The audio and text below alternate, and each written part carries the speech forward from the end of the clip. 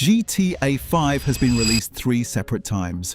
PlayStation 3 and Xbox 360 in September 2013. PlayStation 4 and Xbox One in November 2014. PlayStation 5 and Xbox Series in March 2022. And every single time Rockstar re-released this game, they quietly removed something from the version before it. Some of these changes were technical upgrades. Some were content that Rockstar decided was too risky to keep. And some were entire features that the original players had access to that simply do not exist anymore. Gone. Erased from the game like they never happened. If you only played GTA 5 on PS4 or PS5, you have genuinely never experienced the real version of this game. Here are the features Rockstar removed after the PS3 era, and why the original GTA 5 was a completely different experience. The entire PS3 and Xbox 360 online community. We are starting with the biggest one. On December 16th, 2021, Rockstar permanently shut down GTA Online on the PlayStation 3 and Xbox 360. Not temporarily, not a seasonal break, permanently. The servers went dark and they are never coming back. The reason was hardware. The PS3 and Xbox 360 simply could not handle the file sizes of the newer DLC updates anymore. The contract DLC, which added Franklin's return to the game, was the final straw at nearly 4 gigabytes. The old consoles had hit their storage ceiling and Rockstar pulled the plug. Here is what most people do not realize about that shutdown. There was no character transfer option. Rockstar confirmed this directly in their support FAQ. If you had a GTA Online character on PS3 or Xbox 360 that you never moved to a newer console, that character is gone. Your stats, your cars, your properties, your rank, everything wiped from existence. The original character transfer service had already been discontinued years earlier, so by the time the shutdown happened, there was nothing anyone could do. An entire generation of GTA Online players lost everything they built, and all the social club stat tracking for those platforms was removed too. Years of play history just gone. The temporary character system. This one is genuinely forgotten. In the original PS3 and Xbox 360 version of GTA Online, from patches 1.01 all the way through 1.13, there was a feature that let you create a temporary character if the servers were down. Think about what that means. In 2013, when GTA Online servers crashed constantly, Rockstar actually had a backup plan built into the game. If you tried to go online and the servers were unavailable, you could create a temporary character and still mess around in an online style session. It was not a perfect system, but it meant you were never completely locked out of the experience. Rockstar removed this feature with the High Life DLC update in May 2014. From that point on, if the servers were down, you just got kicked back to single player. No explanation. No alternative. Just a loading screen and a return to Michael, Franklin, or Trevor. The safety net was gone and nobody really talked about it because by that point the servers were more stable.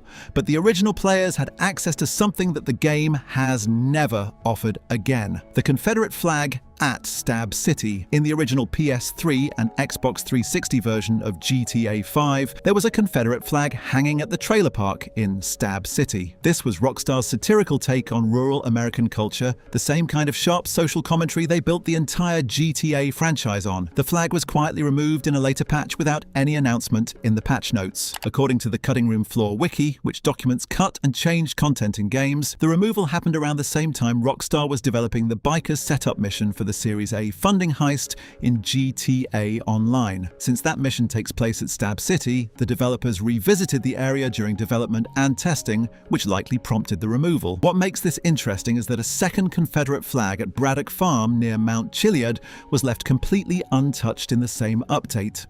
So Rockstar removed one and kept the other. It was a selective edit, not a blanket policy, which suggests the decision was tied to the specific location being featured in new online content rather than a company-wide content review. One more thing before we get deeper into this list. The data on this channel shows that over 80% of you watching right now are not subscribed. That means you keep showing up for the breakdowns, but the algorithm has zero reason to recommend the next video. If you care about the stuff Rockstar does not want you to remember, hit subscribe so you do not miss the next one. The original mission payout system. If you played GTA Online in its first year, you remember how money worked. Contact missions paid a flat rate, you completed the mission, you got paid. Simple. Faster you finish, the faster you could start the next one and stack cash. This is why Rooftop Rumble became the most replayed mission in GTA Online history. You could finish it in a few minutes and collect the full payout every time. Players were running that mission back to back for hours, earning money at a rate that Rockstar clearly did not intend. Then in August 2014, Rockstar changed the entire payout structure to a time-based scale. The longer you spent in a mission, the more you got paid. Finish it fast and you earned almost nothing. This was a massive fundamental shift in how the game's economy functioned. It punished efficiency and rewarded dragging things out. The community hated it. The flat rate system felt fair. You did the work, you got paid. The new system felt like it was designed to slow everyone down so they would be more tempted to buy shark cards. And looking back 13 years later, that is almost certainly exactly what it was. The original payout system died, so microtransactions could thrive. Vehicles locked behind a dead service. Here is something that most current players have no idea about. On the PS3 and Xbox 360 versions of GTA 5, there were several vehicles that required a connection to the Rockstar Social Club or to GTA Online services to unlock. The Elegy RH8, for example, was a free car you could claim through Social Club. When GTA Online services shut down on those platforms in December 2021, every vehicle tied to the Social Club or online functionality became permanently inaccessible. According to the cutting room floor documentation, these vehicles cannot be driven on PS3 or Xbox 360 anymore unless the player uses a trainer or mod tool. So if you still have your old PS3 copy of GTA 5 sitting on a shelf somewhere, your game is technically incomplete. There are cars in that game that you will never be able to drive again through normal gameplay. Features that shipped with your $60 purchase are now locked behind servers that no longer exist. The original lobby size. The PS3 and Xbox 360 versions of GTA Online supported 16 players per lobby. That was the maximum. 16 people in all of Los Santos. And honestly, it was enough.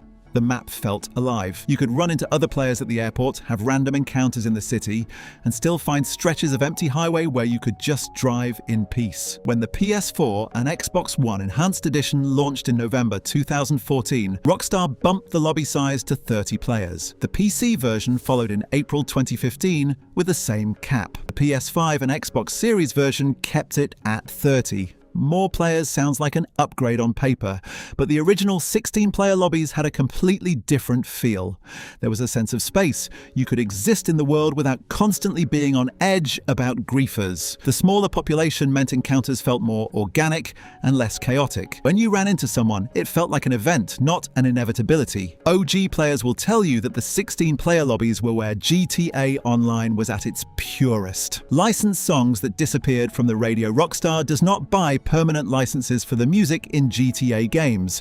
They pay for the rights to use songs for a set window, usually around 10 years. When that window closes, the song gets removed from the game in the next update. GTA 4 got hit the hardest. In April 2018, Rockstar pushed an update that removed over 50 tracks. Vladivostok FM was practically gutted. For GTA 5, the removals have been smaller, but they have happened. The song Can't Hold Back Your Lovin' by Kano was removed from Space 103.2 without any announcement. Other stations have seen quiet swaps where original tracks got replaced with different versions or newer songs. On PS3 and Xbox 360, if you never updated the game or if you kept your original disc version, those songs still exist in your copy. But on any updated or current platform version, they are gone. The radio stations you hear in GTA 5 today are not the same radio. Stations that played when the game launched in 2013. And since the soundtrack is such a core part of the GTA identity, every removed song changes the feel of the game just a little bit more. The expanded and enhanced content removals. When Rockstar released the expanded and enhanced version of GTA 5 on PS5 and Xbox Series in March 2022, they made some changes that went beyond graphics and performance. They removed content. The most documented change was the removal of transphobic content.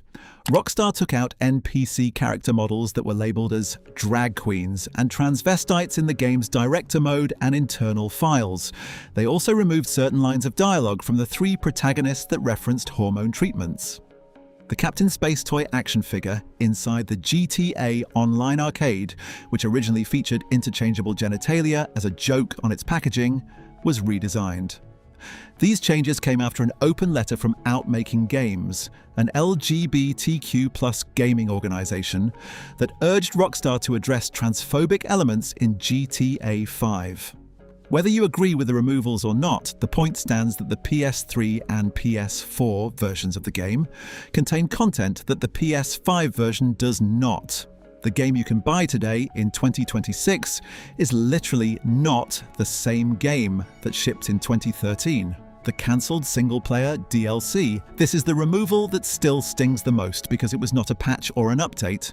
It was an entire expansion that Rockstar promised and then silently abandoned. After GTA 5 launched, Rockstar publicly stated that single-player DLC was in development. Data miners later found evidence of at least 2 planned expansions in the game files. One was codenamed Trevor and was described by Trevor's voice actor Stephen Ogg as a secret agent-style adventure, basically Trevor Phillips as James Bond. The other was codenamed Dead and appeared to involve a zombie outbreak in Los Santos, similar to Red Dead Redemption's Undead Nightmare DLC. Neither expansion was ever released. As GTA Online grew into one of the most profitable entertainment products in history, generating hundreds of millions annually from shark card sales, the single-player DLC was quietly shelved. Rockstar never officially cancelled it. They just stopped mentioning it. Some of the concepts and assets from those scrapped expansions eventually showed up in GTA Online updates like the Doomsday Heist, but the dedicated story mode experiences that fans were promised never materialized. The PS3 version of GTA 5 was released during a window where Rockstar still believed in single-player expansions.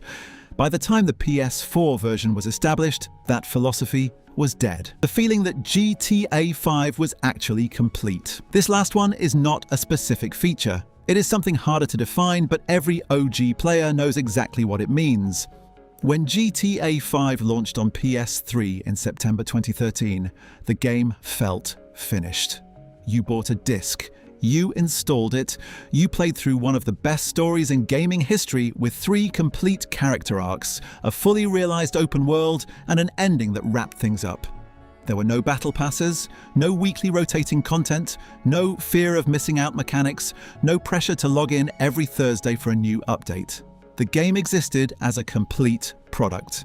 Every re-release after the PS3 moved further away from that. The PS4 version introduced the grind-focused GTA Online economy. The PS5 version turned it into a live service product with seasonal content drops and escalating microtransaction prices. Today, a single vehicle in GTA Online can cost more than the original retail price of the entire game. The PS3 version of GTA 5 was the last time this franchise existed as a video game and not as a revenue platform. And that is the feature Rockstar removed that nobody talks about. Not a car, not a mission, not a song.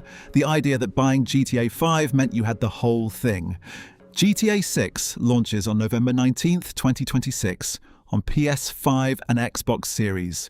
Rockstar has been working on it for years, and everything we have seen from the trailers and screenshots suggests it could redefine open-world gaming all over again.